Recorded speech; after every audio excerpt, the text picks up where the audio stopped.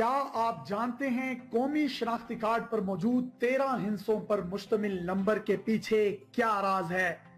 آئیے آج ہم آپ کو بتاتے ہیں۔ کسی بھی شناختی کارڈ پر 13 ہندسوں پر مشتمل ایک نمبر سیریز ہوتی ہے جس کا پہلا ہندسہ صوبے کے بارے میں معلومات فراہم کرتا ہے کہ آپ کا تعلق کس صوبے سے ہے۔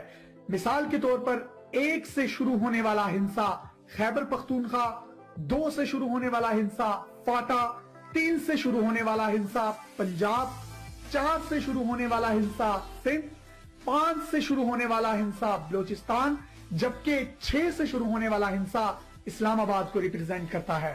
دوسرا ہندسہ ڈویژن کو اور تیسرا ہندسہ ضلع کو ظاہر کرتا ہے۔ اسی طرح چوتھا ہندسہ تحصیل کو ظاہر کرتا ہے۔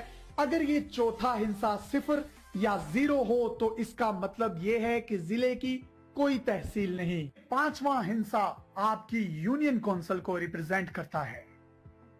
ڈیش کے بعد 7 ہندسوں پر مشتمل نمبر سیریز نادرا کا ڈیٹا بیس کوڈ ہوتا ہے جس میں آپ کی اور آپ کے پورے خاندان کی تفصیلات اور ریکارڈ موجود ہوتا ہے۔ قومی شناختی کارڈ پر موجود آخری ہندسہ جینڈر کو ظاہر کرتا ہے کہ آپ مرد ہیں یا عورت۔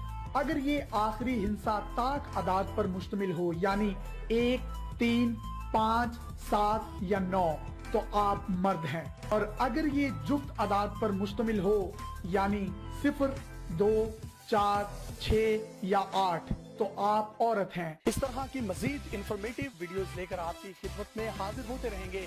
اپنے میزبان یاسر شامی کو اجازت دیجیے۔ اللہ حافظ۔